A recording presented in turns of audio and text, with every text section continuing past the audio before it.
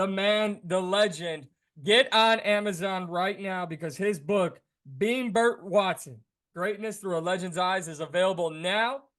And guess what? It's the one and only Burt Watson, sir. It's been a while since we spoke.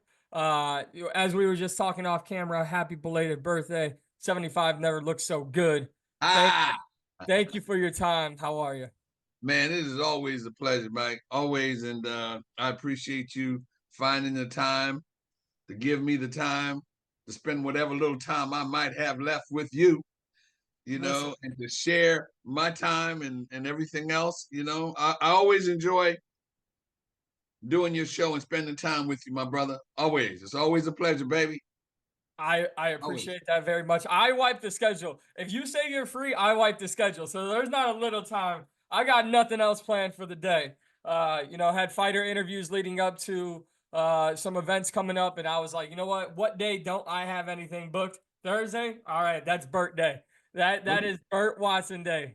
So here we are. And honestly, not only because I'm a huge fan of you, but I'm a big fan of putting stuff pen to paper, words on paper, and Yes. in this case, Yes. Yes. writing a book. And let's just jump right Wow. into it. Wow. Greatness through a legend's eyes. I mean, what should we expect when we turn the first page open in your book? Well, the first thing is the truth, and the truth and the likeness thereof.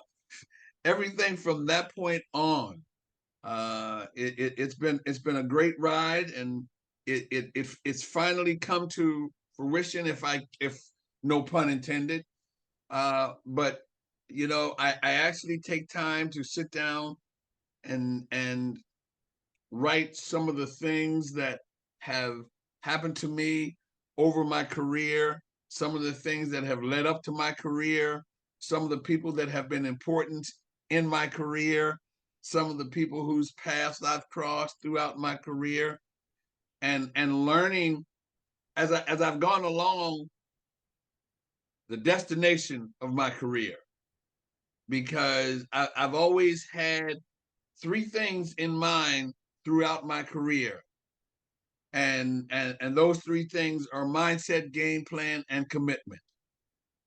And knowing those three things have always been, Mike, I've always been involved in professional sports with professional athletes, and those are three things that you need to achieve in professional sports. But I also learned that the same things you need to achieve success in professional sports are the same things you need to achieve success in everyday life. They're parallel, and what's so easy to equate is that everybody equates something to sports. I don't care if you're 5 years old, if you're 95 years old, if you're 105 years old, if you're a newborn. Everybody somehow equates and is related somehow throughout their life to sports, and it's an awesome, it's an awesome equation to be able to do that, and to see that and to have it come to fruition is unbelievable. I think that's the beauty. Unbelievable. I think that's the beauty of sports, right? Because we're supposed to use it as a way to break free from day to day real life. But when we make that attachment, at least speaking for myself, when you make that attachment from real life and sports into your own Mhm. daily life, I think that's where you find motivation. I think that's where you can find your purpose. I think that's where you find what you're passionate about. I mean, that's what I did. I stopped playing sports at 16 because I was hurt, and then I don't know if it's because I was raised by a single mother, but people were like, "Man, you love to argue. You should do sports broadcasting Wow. one day." And I've been doing different avenues of that, still trying to find Uh-huh. out which one works best. But in combat sports especially, there's something Right. special about attaching what a fighter or whomever does, coaches even what they do on a day to day to how it can affect your life. Let me ask this: what was the biggest motivation to coming out with this book? Was it just to tell the truth? Was it to inspire? What was the biggest motivation for you? The biggest motivation was that I felt I wanted a way to. I don't want to sound cliche, or I don't want to sound mushy, but everybody needs and wants some kind of a legacy. And not only do you want a legacy, but you want the truth, and you want the truth to be told. And you hear so many people speak of others and the journey that they had with other people, and it's always his story, her story, and the real story. And there's so many different things. And I have always, when I started working back in the day with Joe Frazier, you know, history has a way of making you a part of it without you asking. It does that to you, and and that's a Burtism. But it has a way of making you a part of it without you asking, and it did that to me, and there was no way to document that. So because it happened so quickly, so what I did was I've kind of gotten to a point in life where I've worked. I've been in combat sports now for over 40 years, man. That's a long time, my brother. and and and it's been one of those things where I've been in combat sports for so long, and everybody says, you know, uh, something should be documented. Something should be. There's a time to do something. There's a time, and now that I've kind of slowed down a little bit on the coordinating aspect of it, I decided I wanted to do motivational speaking, which I've always done anyway. Yeah, You yeah, yes, know, you have. in all of my events and all of boxing, MMA, mixed martial arts, Muay Thai, sumo. When I do an event and I sit down and I talk to fighters, it's a motivational speaking. It's a motivational speak. It's always the process of preparation and getting ready to perform. That's always my game plan, mindset, and commitment. See how I tied that in there? Yes, I mean, look, that's why you're great at what you do. But I wanted to ask this, right? Because we talked about attaching everyday life to sports and so on and like that. But also in combat sports, you would know better than me, so I'm not telling you anything you don't know. But for the people who are watching this, fighters, men or women, it doesn't matter, in any combat sport avenue that you're discussing, are very much within themselves an individual. Meaning, when if you're what I've got Major League Baseball on in the background here in my house right now. Your pitcher could have a bad day, and there could be 12 other guys in the dugout trying to rally around him. Your Yes, NFL quarterback could have a bad day. There's yes, 52 other men on the field trying to rally around him. These yes. fighters, and I know this from never being in the room for one of your iconic speeches, but from hearing from those inside the room, your speech tells them two things. They're here and they're ready, and it's fight week. What was it within yourself that, and this is the biggest compliment I can give you, the confidence to say, you listen to me, I'm gonna get you guys fired up, and then you just go do what you do, because it was never about you, it was just you Right, speaking to them, but you right. were the first thing they needed to kick off their fight week. So where did that confidence to give these motivational speeches to these fighters, where did that stem from? Mm-hmm. Well, Mike, I always say it's not always the smarter man who knows it all, but the man who knows where to find it. And I've always learned as I went along that there were so many things that went on within the course of the week and the course of the training process that fighters did and had to do and had to perform and were repetitive in and didn't really know that they had to do those things or that they did those things.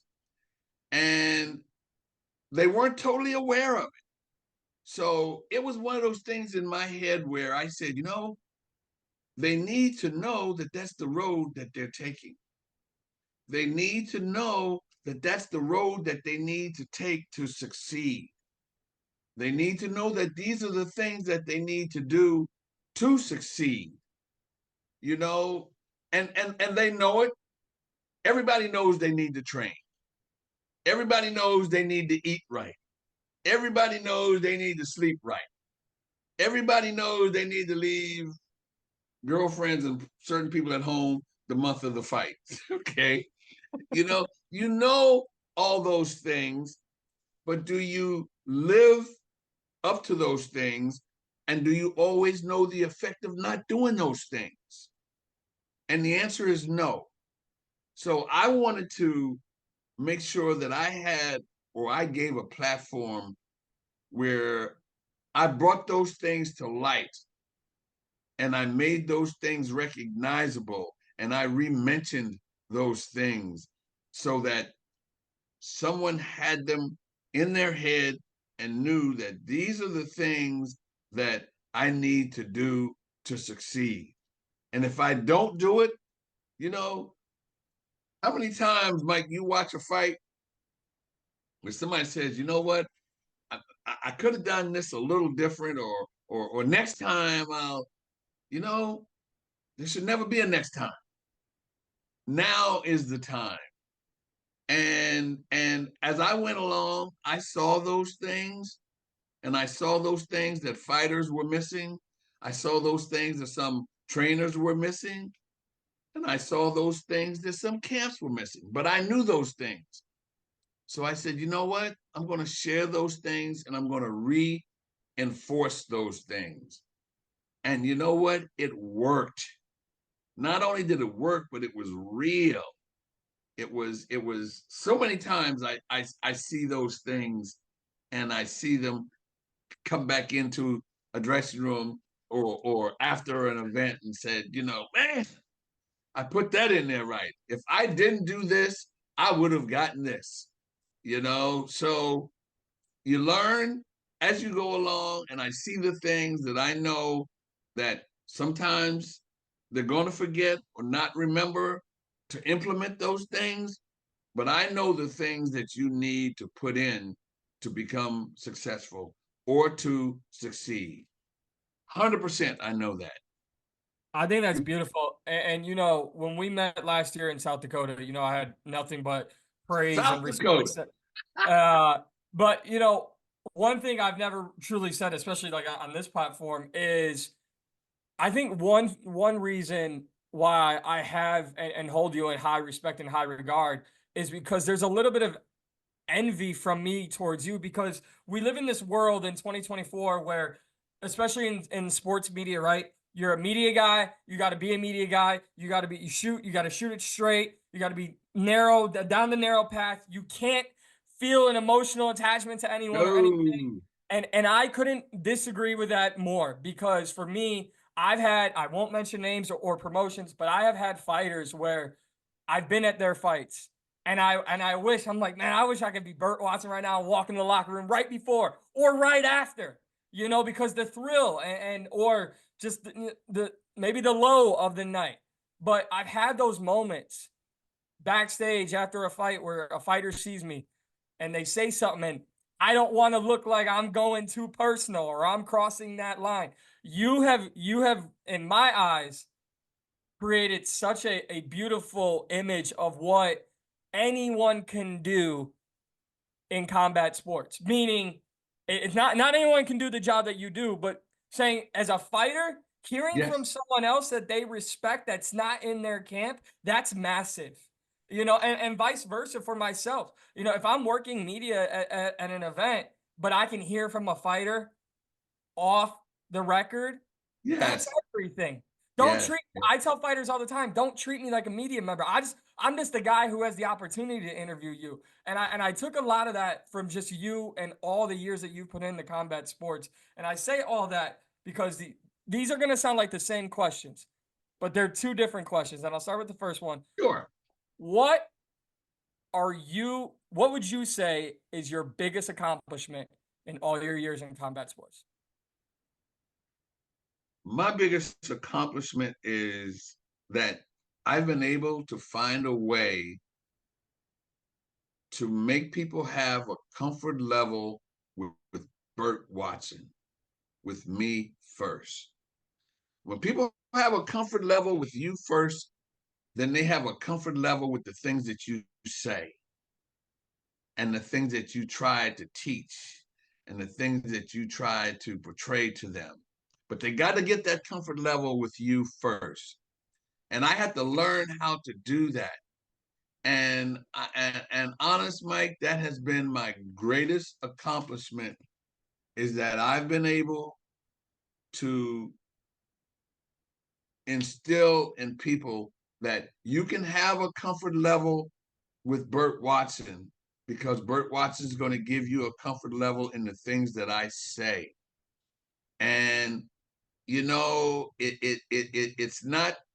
I'm not going to tell you something that I read in a book.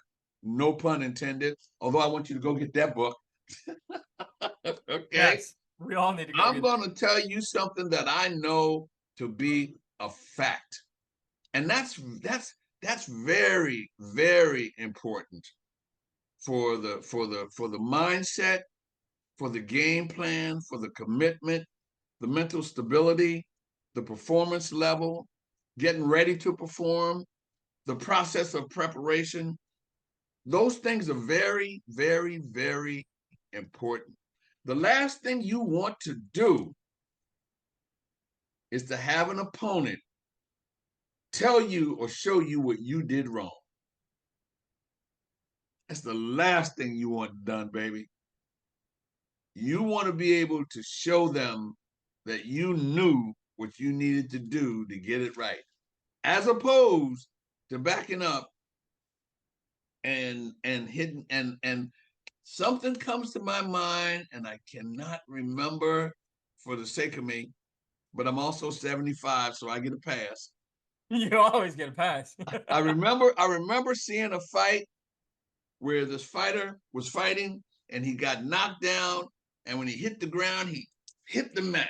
It was like, damn, because he knew he made a mistake, and it was a major fight. And he got up and he got knocked down again, but it was too late because that first time he was taken down.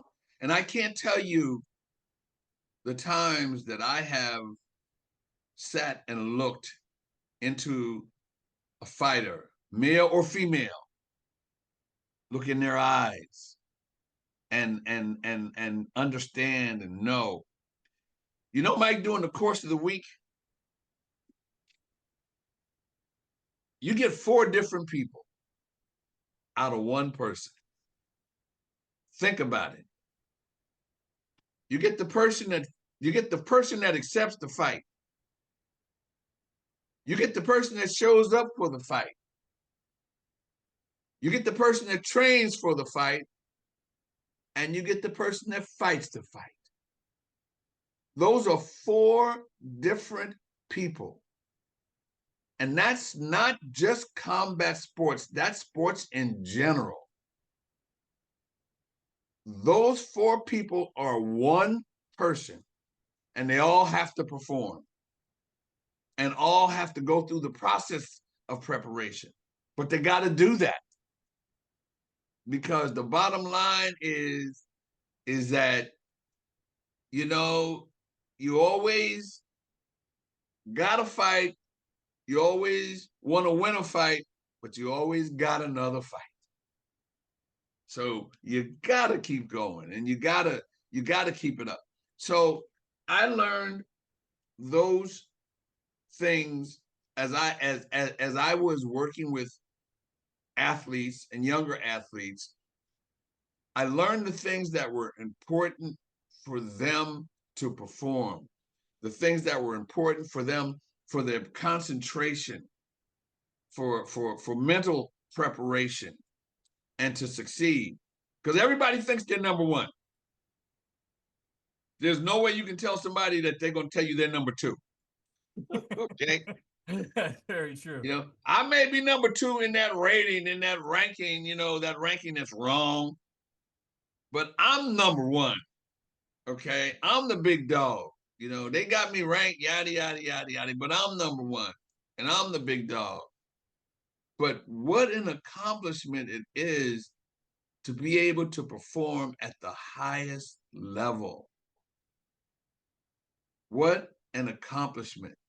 Men and women.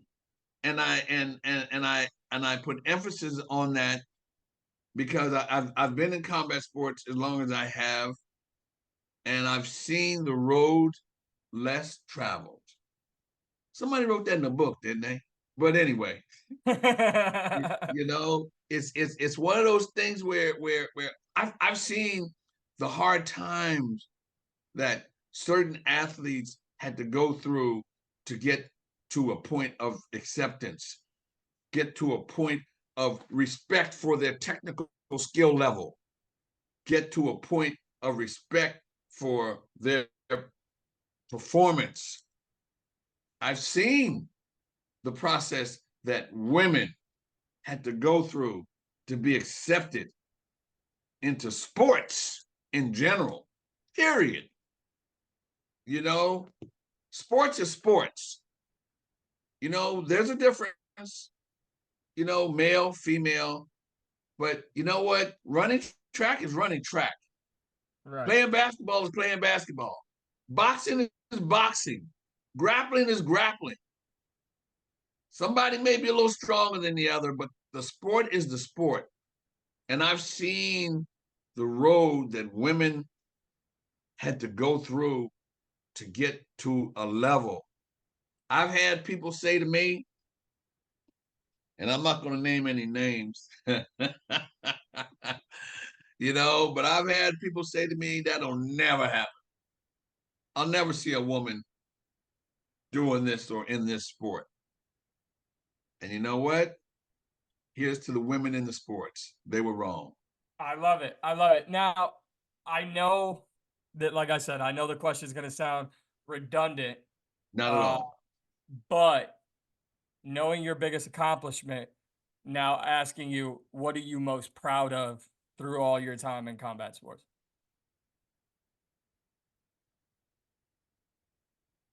I think I'm mostly proud of the fact that, and I'm going way to the left on this, that my family and my grandchildren have all admired and have been proud of what they've seen, of what I've done and my accomplishment. Because I could have been crazy grandpa, I've been called, which I have been called crazy pop pop. Okay, you know, but I'm more so not only from my family and family members, but people in the media such as yourself who respect what I've done and who see a benefit of what I've done and see that it was not just a joke and it was not just something that was just throwing caution to the wind. I'm very proud. And I think I don't like to throw it around a lot, but I've been around a minute.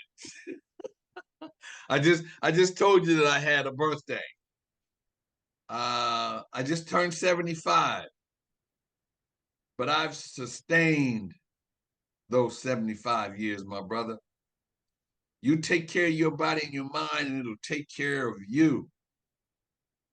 And I know people who are not as old as I am who I couldn't say that about, but I am very, very, and to be able to, I lived through Joe Frazier and Muhammad Ali and Mike Tyson and Conor McGregor, Khabib, Nurmagomedov, AJ McKee. I've lived through all of those. I did my first event in 1983 on my own. I went to my first event March 8th, 1971. Get a calendar out and do the math if you got a calendar that old. March 8th, 1971 was Muhammad Ali and Smoking Joe Frazier, Madison Square Garden, 10:35 to be exact. But I started doing my own, getting really involved in 1983. Since 1983, I've done 403 fights. I've walked 8,069 fighters to the cage, octagon, ring, dojo, open cage, outdoor backyard barbecue grill. 8,069. I couldn't, and I couldn't begin to name. That's why in this book, I tried to name as few as I could, because when I'm asked about the book, which I'm so proud of, and again, I want to thank everybody for the support of my book, Being Burt Watson, written by Burt Watson. I'm so proud of it. And at the same time, Mike, the hardest thing for me is that the first thing somebody says, "Am I in it?" And 8,069. That's a long way. But the first person in my book, here's to it, is my mom. I love it. Well, I'm gonna add another number on there because you said if you have a calendar that goes back that far to March 8th, 1971. Well, I don't have a calendar that goes that far back, but Google can do some amazing things. That is, you have been involved in combat sports for 19,498 days. Wow. From this exact Wow. moment right now, on July 25th, it'll be 19,498 days. 19,498. So that puts you right in there. 19,498. And it's it's man, Mike, it's unbelievable. I mean, Don King and Frank Warren and Butch Lewis and and Bernie Dillon and Dana White, and Shannon Knapp and Oh man, the I list goes on and on. The list goes on. yes, yes, yes, yes. The one thing about what when you were talking about the book release, you did an interview with Ariel Helwani, and the one story that got all the attention was your departure from the UFC. I'm not going to ask Yeah. you about that. People can go watch that video. That interview. It was a great interview with Ariel. I love Ariel. I love yourself. They can go watch that. I'm going to ask you things you haven't been asked. At least that's the Huh, hope. good. But so we know that story, and that story it's told in the book. It was told on Yeah. the MMA Hour. Yes. What is one story that maybe is not the UFC departure that you're like, I can't wait for people to read that part?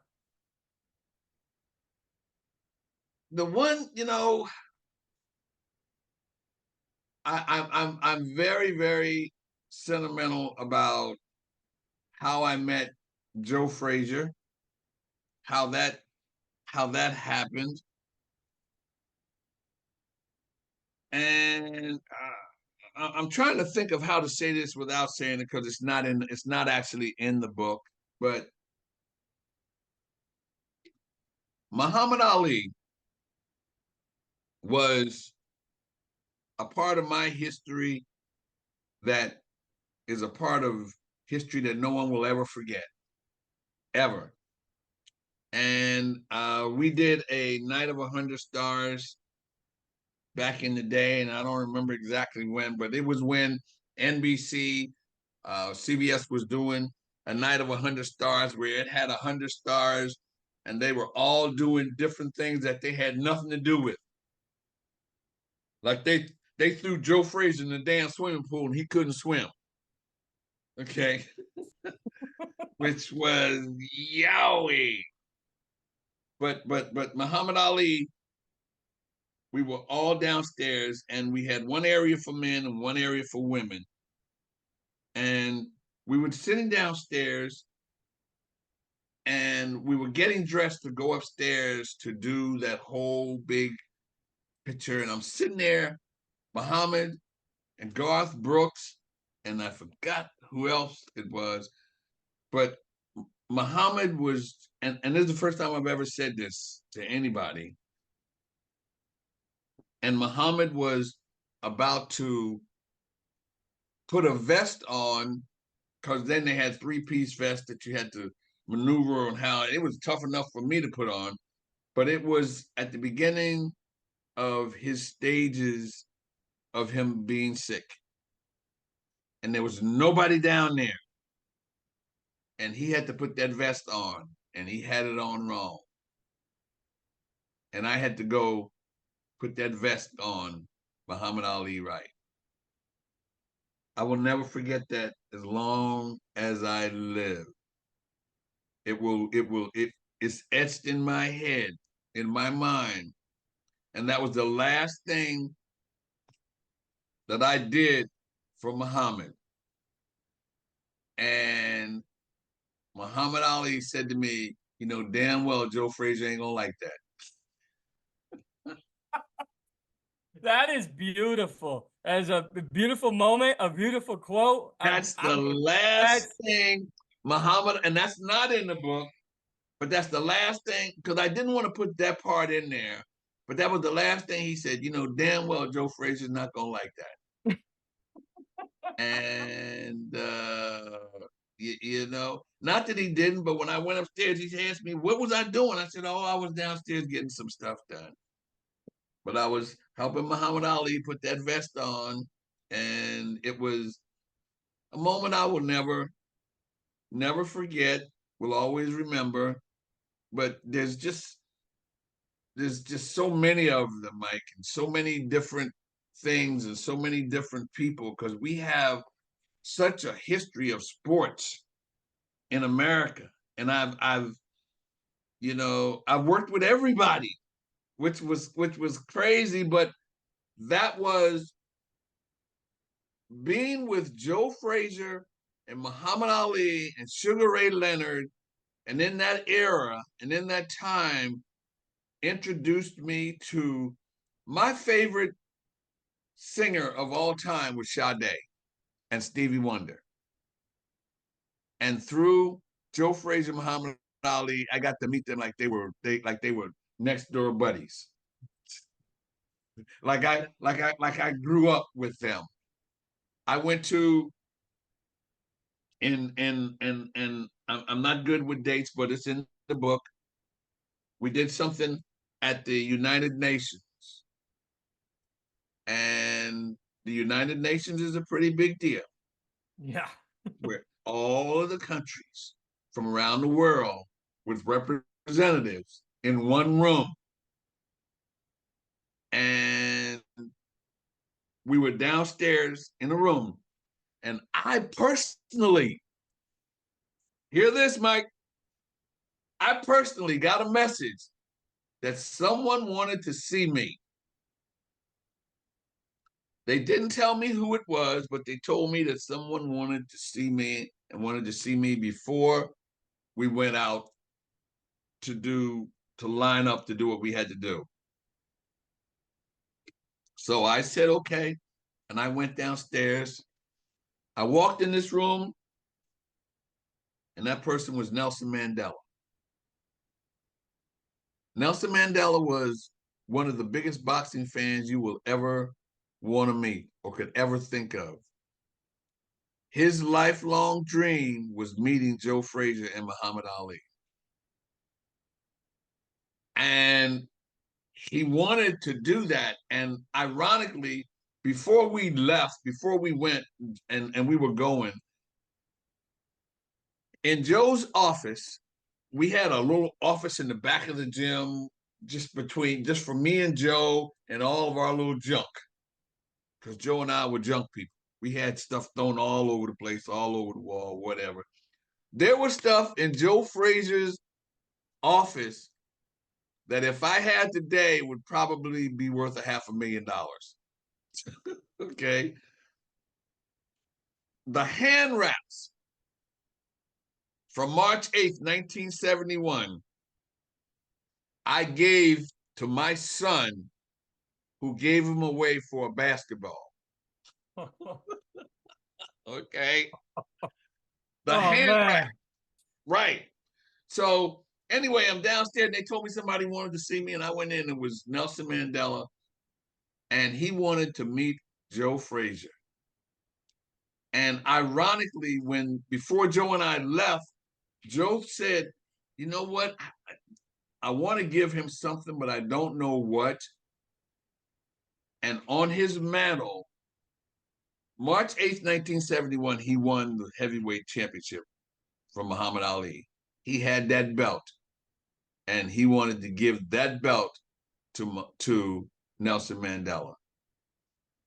And that's the belt I had in my hand when I went downstairs, and I gave that belt to Nelson Mandela. Will never forget that as long as I live. That is incredible. And Thank you for and sharing we that. got That's incredible. we got downstairs, and I swear to you, it was as if I was Santa Claus, and I gave him his first gift on December 25th, first thing in the morning. That's how happy Nelson Mandela was. But that's also in this book. Well, you know what? You're Santa Claus again, Burt Watson, because everyone can go on Amazon. I've got to get it myself. Being Burt Watson on Amazon, get it Yes. now.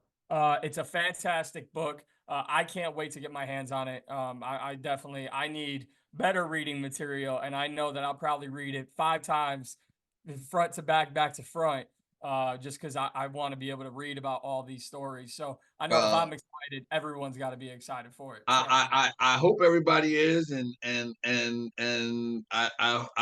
I'm. It's my first time, so I'm looking for the excitement to turn into sales.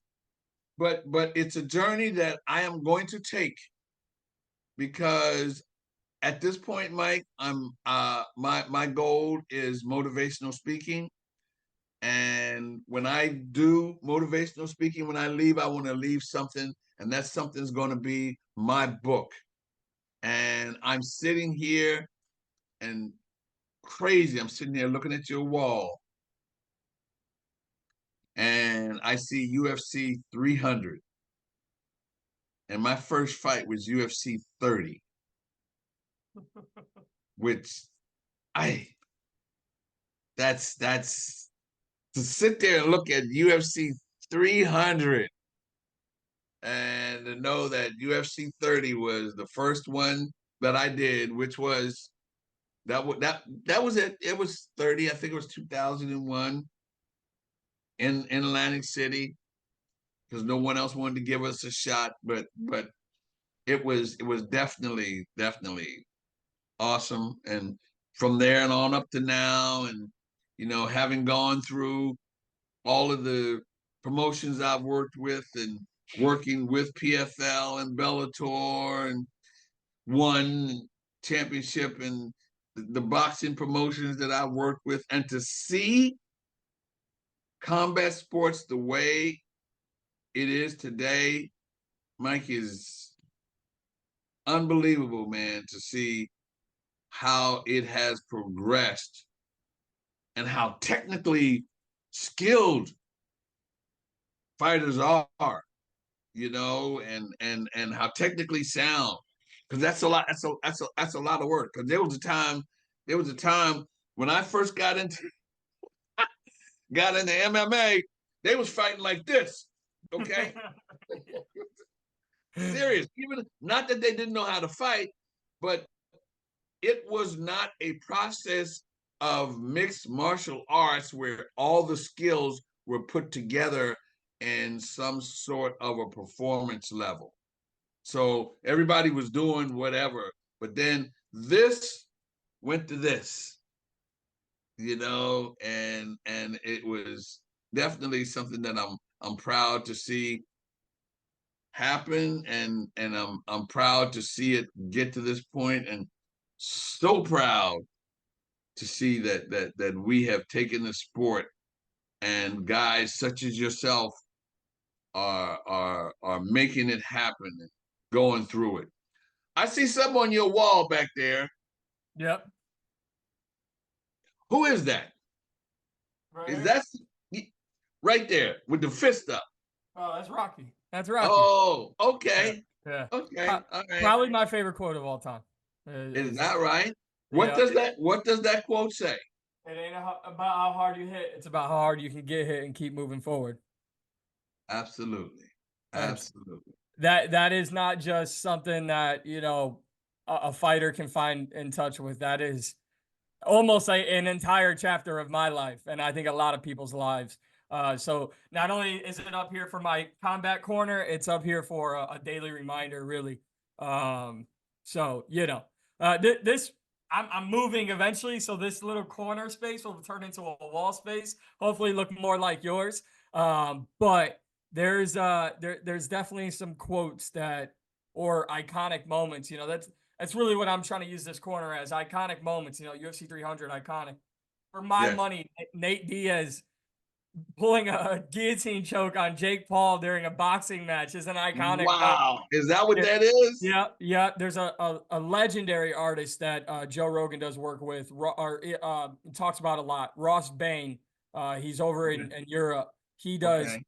He'll capture iconic moments in combat sports, movies, other things, and he'll make paintings or photo prints of them.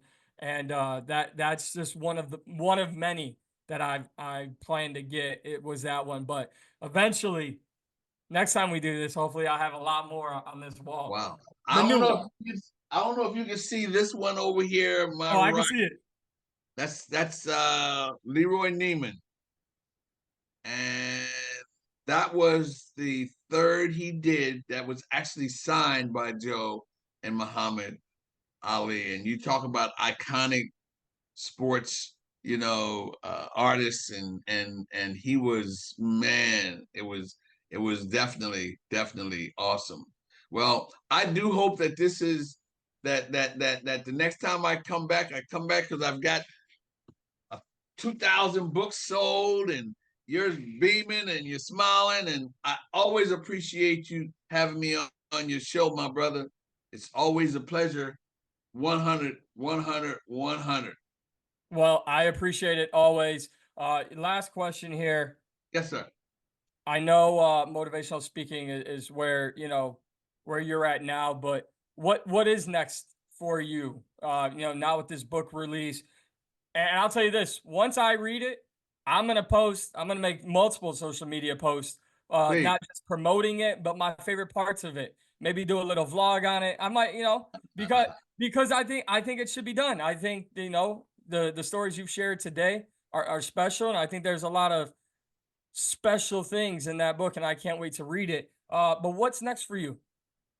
The the next thing that I mean, right now I'm looking forward to motivational speaking. I just booked uh 2 dates today. One is at a men's youth day at a church. And I did something at Bergen County Community College, which I love motivational speaking, and I love telling stories when they're real stories, when they're true stories. When it's not something that you have to make up, and it's something that people can relate to. And the funny thing about today is that you can't say a damn thing today that Google ain't got. Yeah. Okay. Okay. So if you say something today, somebody can put two of those words in and Google can go. but more importantly is that I can share with the world and with the youth of today, because I have 5 grandchildren, and the youth of today, I can share with them the experiences and the importance of the things that they need. Like I said, the same things you need to achieve success in sports are the same things you need to achieve success in life. And those are the things that I want to teach from this point on as I maneuver through this life as I do today. I want to do nothing but teach and educate and leave a mark where somebody says, you know what? Burt Watson was right all night long, baby. Being Burt Watson, Greatness Through a Legend's Eyes, written by Burt Watson. Get it on Amazon. Listen, Yes, sir. Burt, thank you so much for the time. I really Mike, appreciate thank you you so letting me much. come. I appreciate you. I appreciate everybody. And this book is now on Amazon, and it's straight from the heart, baby. And if you find one point here that's not, please reach out to me and I will holler back at you Thank you very all much. night long. Appreciate you, Mike. Thanks for having me, son. Thank you.